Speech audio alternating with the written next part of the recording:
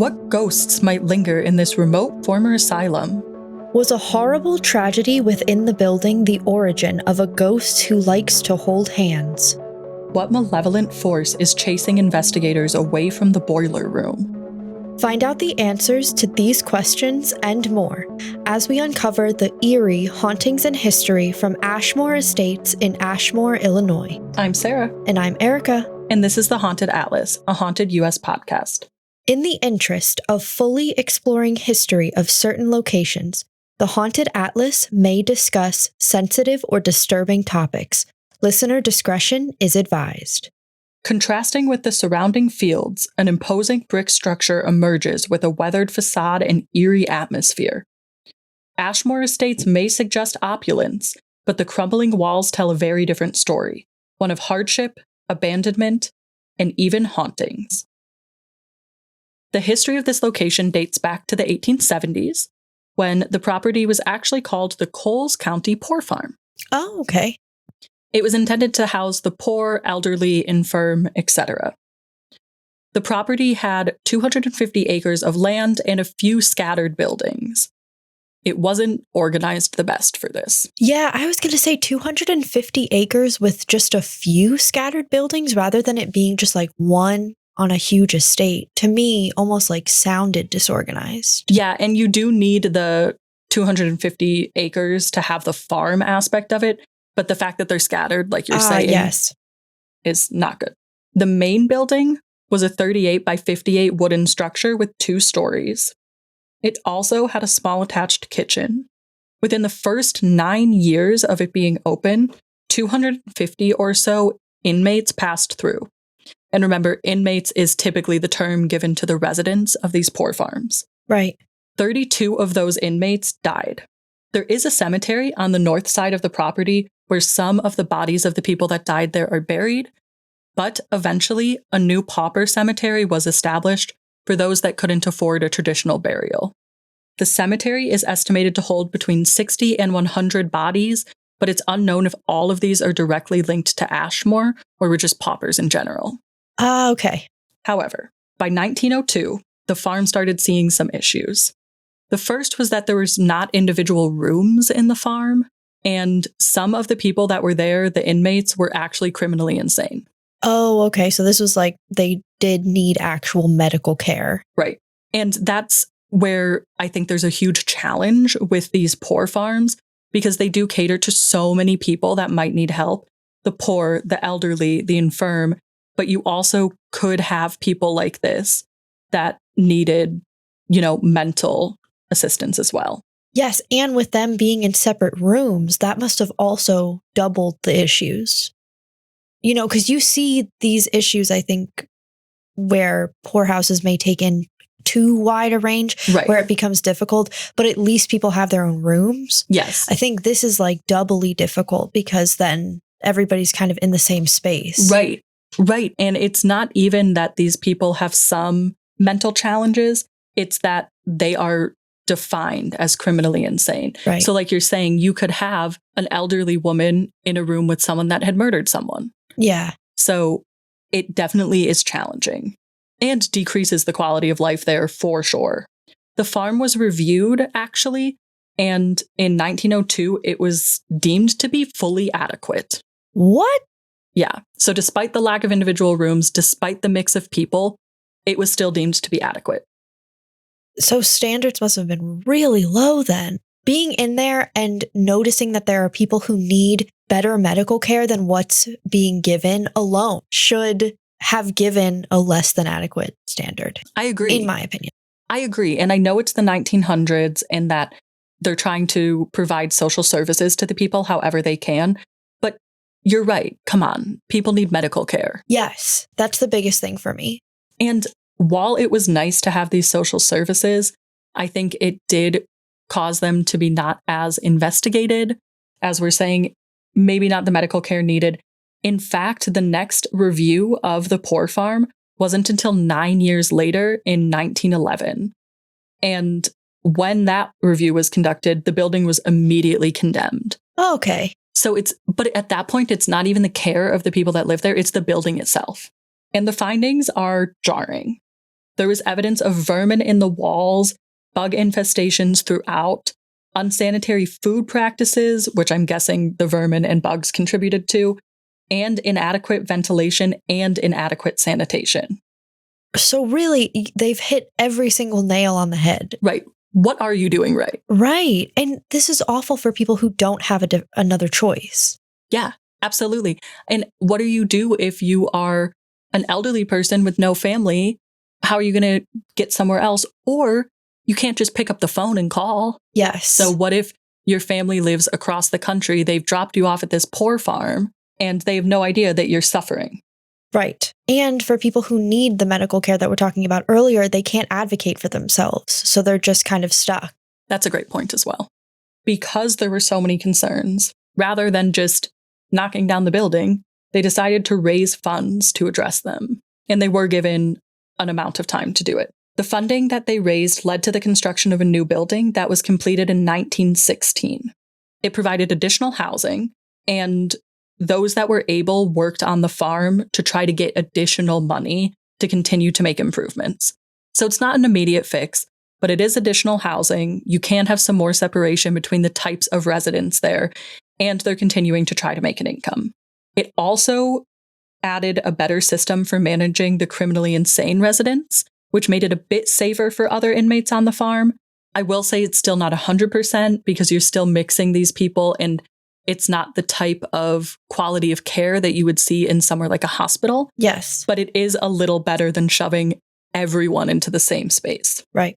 However, this time period brought about Social Security and saw an end to poorhouses in general because there were more social programs to support the people that might fall into these categories.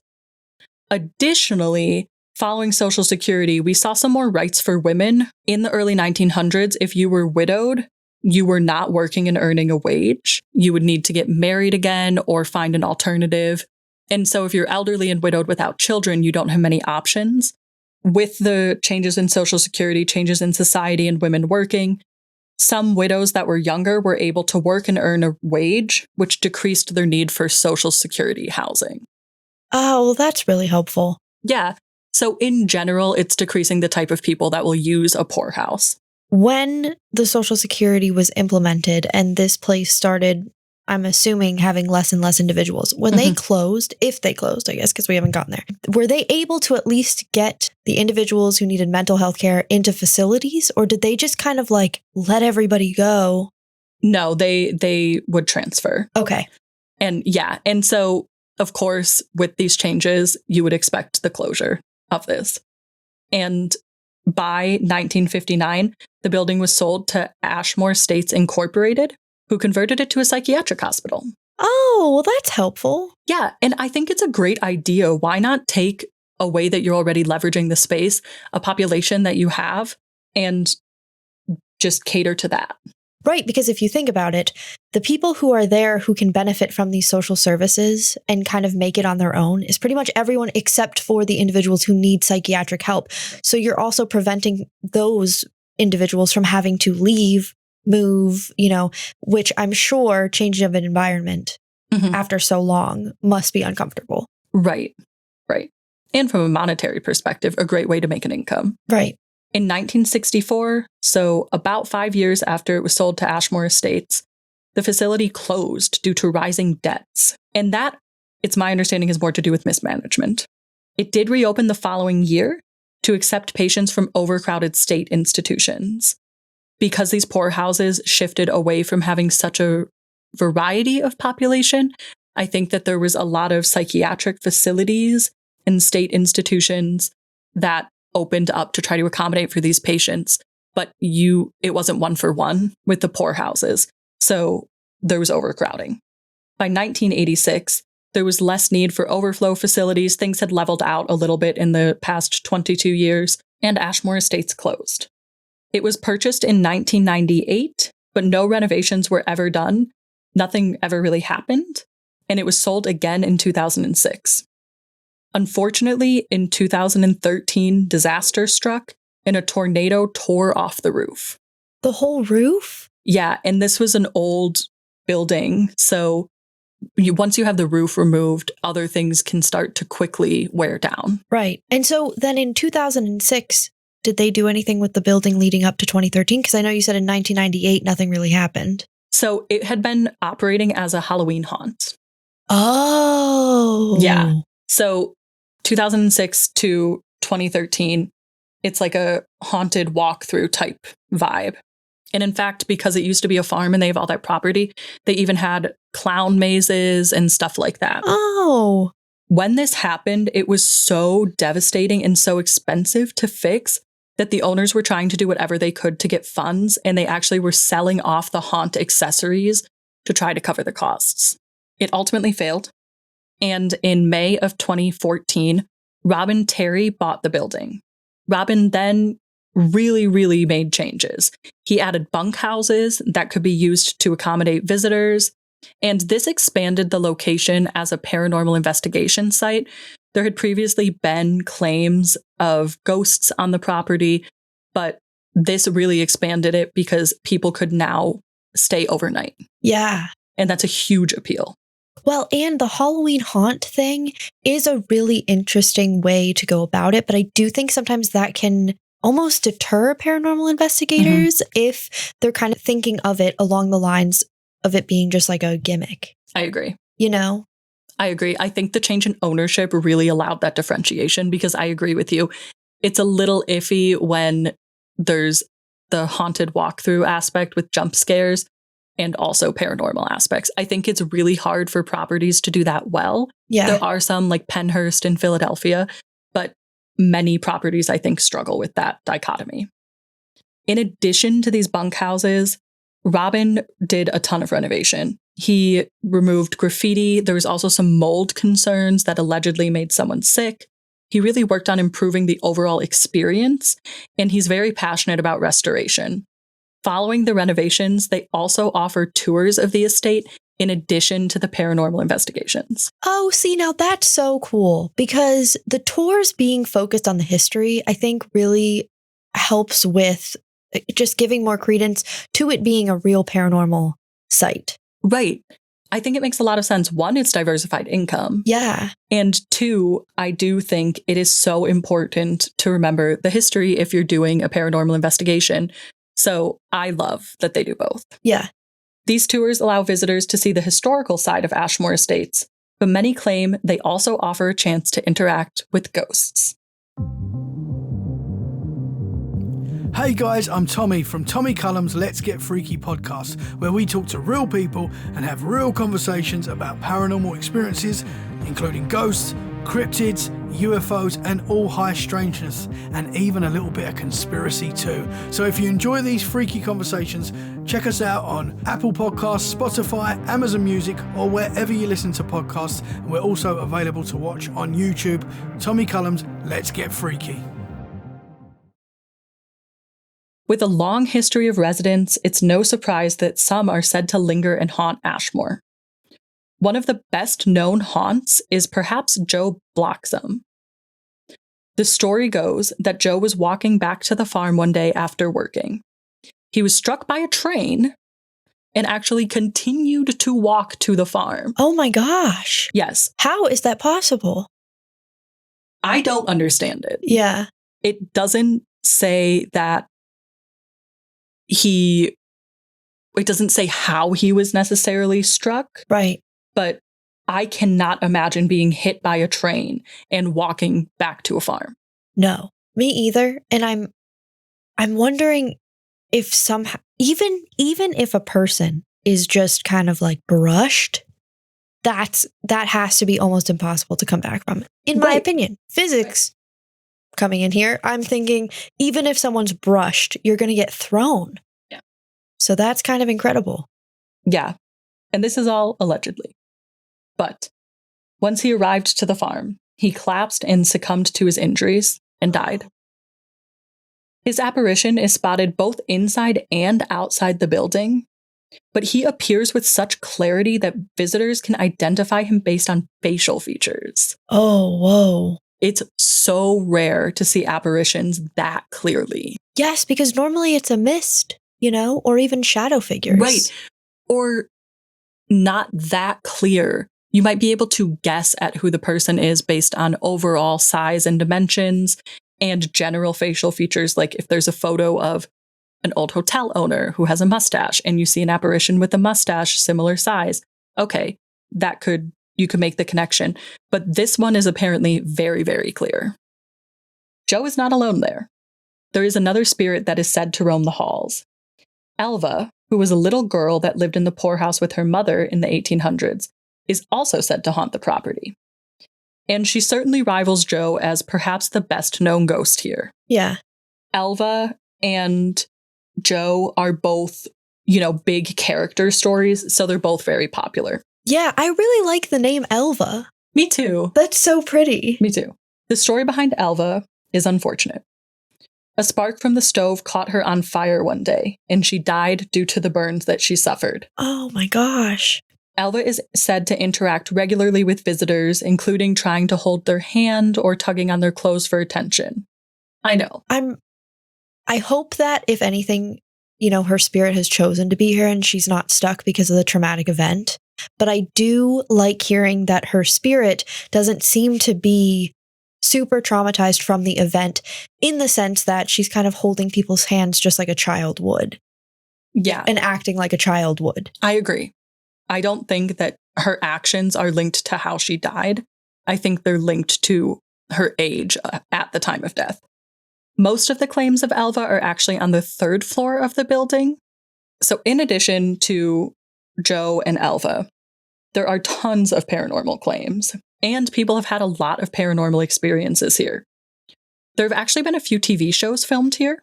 In 2009, while filming for a TV appearance, a weatherman collapsed during an interview at the 2nd floor nurses' station. This could have happened for myriad of reasons, but he blamed the ghosts or a, quote, evil spirit. Oh. And when he woke up, he claimed he had no idea what had happened and that it had to be paranormal. Huh. Now, I'm a bit skeptical. I think there's a lot of reasons someone can faint. Yes. I think, or collapse, rather, doesn't technically say that he fainted. Right. Low blood sugar, low blood pressure, dehydration, just sheer fear, honestly. Yeah. I mean, the headspace you can be in sometimes in a place that is allegedly haunted can be really disarming. I think that alone could kind of put you in sort of a dizzy headspace. Right. And I think, of course, this could have a paranormal connection. I just think it's impossible to say, without him having been hooked up to medical machines to track his vitals, that this is paranormal. Right. And could you remind me when this happened? Did this happen after it had been kind of turned into what it is now? As like or was this when it was like a haunted? It was when it was a haunted walkthrough. So didn't you say there were mold problems? Yep. Yeah, that's a great point. Also that, because he was on one of the top floors, right? You said at the nurse's station? Yeah, 2nd floor. So could have been mold. It could have been that, or again, just the overall atmosphere. The power of suggestion is really strong. Yeah. So maybe he was nervous that one of the haunt actors would jump out at him, or he didn't like being in the old building, or again, he didn't eat dinner. I think there's so many reasons, but people that were there with him did claim that it was an evil spirit that did it. I don't know how you discern that. No. There is another spirit at Ashmore, but this one is not identified by name. The lower floor is said to house an aggressive spirit, and specifically the boiler room. If people linger for too long in the boiler room, the ghost is said to actually shove them. Oh. Many think this is an old worker that may be annoyed by people being in its space. But when I think of a boiler room, I think about a lot of risk and safety concern. So I do wonder if it's an aggressive negative spirit, or if the spirits that are there are saying, hey, you need to get out of here. You can't be down here. Yeah. I think whenever we, as humans, just feel something like that intensely, I think it is really easy to go to a negative place. But I really like your idea of someone just being like, no one's supposed to be down here. You're about to get hit or something. Right. Right. Or it, of course, could be that the worker wants people out of their space. That's always a possibility. They could just not know who these people are and be alarmed. There's a lot of possibilities, but I don't think we can definitively say that it's negative. Yeah, especially because it's just the shoving, right? There's no other sort of negative feeling associated with it, or, just the shoving. That could be a safety thing. Yeah. I think there's a lot of investigation to be done there. Moving upstairs, there are even more spirits. In a room near the front of the building, 2 female spirits are said to have taken up residence. And it's not known if they actually were there at the same time or not, but they're said to be mentally handicapped inmates that previously lived in that room. Okay. So not necessarily at the same time, but they did in their life occupy that room is the thought. Now, do their spirits kind of communicate? Is that, or they just kind of exist in the same room? It does seem like their spirits are aware of each other. Oh, well, that's kind of nice, though. Even if they weren't physically in the room at the same time, it is nice that they've kind of found friendship. I know. I agree with that. And I think it's really sweet because these are definitely intelligent hauntings, if you ask me. Yeah. Visitors are said to read to the spirits in an attempt to get interaction with them. And it so commonly results in an interaction that people bring books to read to these 2 women. That's so nice. I know. And that's why they definitely seemed like intelligent hauntings to me. Whether or not they knew each other in life, I think it's really sweet. People have reported strange noises, disembodied voices, and EMF spikes once they start reading. I would like to know more about specifically the strange noises or have an EVP of the disembodied voices. Yeah. Because I think that could give us a lot more information. But I think it's clear here that the reading does elicit response. What's interesting to me is that it elicits response in a variety of ways because you're having the noise, the voice, and EMF spikes all at once. Mm. In my opinion, it's normally one or the other. Like it might be an auditory interaction. It might be an EMF interaction. It might be a REM pod interaction, But the fact that we're seeing interaction across multiple devices here, to me, might be caused by the fact that there's 2 spirits there. Yes, that. And I was also thinking, what if they're just really excited that people are there reading to them and they're just looking to interact in any way that the investigators are giving them, Yeah, positive reinforcement. Yeah. Yeah, that's interesting. That is also a good theory. I was thinking, I wonder if you could almost isolate them and say, okay, I want to talk to Spirit 1 here. She likes to do voices. I want to talk to Spirit 2. She responds to EMF, but it could be that overall it's just excitement in the room. I think that's a great theory. And I think being read to makes sense for the eras that patients would have been here. Because this is before smartphones, before internet, it would make sense that reading really was a way to find solace. Yes, and I also wonder if that wasn't a common practice when they were actually physically there, because it wasn't the best facility for a few years there. And so it could be that they're just really excited to have someone come in and read to them.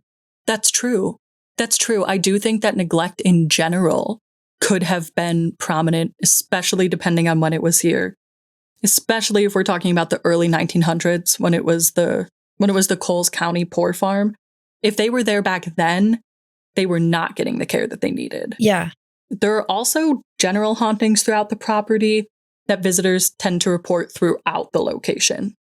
Visitors report additional disembodied voices, catching some EVPs, strange photographs, shadow figures, and unexplainable smells. Let's break that down. So disembodied voices. Okay. Yeah. EVPs, yeah. Strange photographs, depending on the type of photographic anomaly that's occurring, I'll give you that. Shadow figures, absolutely. Unexplainable smells gets me. Yeah. What are the smells is my question. Exactly. What are the smells? Could it be something that is in a fabric there or is in wood there because we know wood is porous? Could it just be you're on a group investigation with someone you don't know that has a perfume or something? Or I think there's just so much behind smells. It's really hard to say that they're paranormal. Yeah, I agree because, I was kind of thinking, okay, maybe if it's a perfume that follows you around, that could be something. But no, you're right. I mean, what if it's just someone in your group and you're just not used to their perfume? Right. Or even someone gets a new perfume. Like, what if you and I are on site? Right. And I have a new perfume and the whole time you're like, yeah, I really smelled this strange perfume the whole time. I've never smelled it before, but we don't travel there together. So how else would you know? Right. And bad smells on the opposite end of that spectrum could just be attributed to the old building. Yeah, absolutely. You don't know what is hiding beneath, the floorboards. Right. The other thing that people report is furniture moving on its own. Ooh. And that definitely, I will say, is paranormal. Yes. Unless it's like a rolling chair rolling across the floor that repeatedly happens. Furniture moving, absolutely, I'm going to attribute that to the paranormal. I can't think of another explanation for that. No, definitely not. Definitely not. And I think that would be such a jarring thing to see, depending on how far the furniture is moved. Yeah, I think so too. I think depending on the setting, the type of furniture that's being moved, the way the spirits are interacting, it could be very jarring. I don't know why when I read furniture moving, I automatically think of like a couch being pushed across the room. I was like, one of those huge wooden dressers that I literally can't move myself is just being pushed across the room. Right. Like, how incredible is that? Yeah. But really, it could be like a table moved slightly, like a side table moved slightly. A lamp. Yeah. A vase falls over. So there's variety there, but I do think it's paranormal. And with such a long history for this location, I wouldn't be surprised if there are many spirits lingering here, contributing to these phenomena. Because I think you could have different era of spirits causing different things. Like we're saying, the reading could have gone with a certain era, but there could also even be haunt actors that had passed away that are back here. Oh, yeah. So there's a lot of possibility for hauntings here. And they might do something like move the furniture, because they might be rearranging it. It could be one of the doctors that worked here when it was a hospital moving furniture. I just think there's so much history that these could be from any era of the history. I agree. The location has actually been featured on a number of paranormal TV shows, such as Destination Fear, Trail to Terror, Night of Terror, and even more. So it's very popular and well known. If you've been to Ashmore Estates, we would love to hear your stories. Email the team at hauntedus.com and include Haunted Atlas episode 14 in the subject. Or you can find us on Instagram at hauntedus and send us your stories there. Tune in to our upcoming episode to see the next place where we drop the pin on our adventure across the haunted US. This episode of Haunted Atlas was presented by Sarah Sweeney and Erica Barrett. It was researched by Sarah Sweeney, supported by research from Haunted US head writer Mitch Gott, with production assistance by David Sweeney and music by Colleen Johnson. Our executive producer is Brandon Rugsey. Haunted Atlas is a production of Haunted US. Visit hauntedus.com for more information.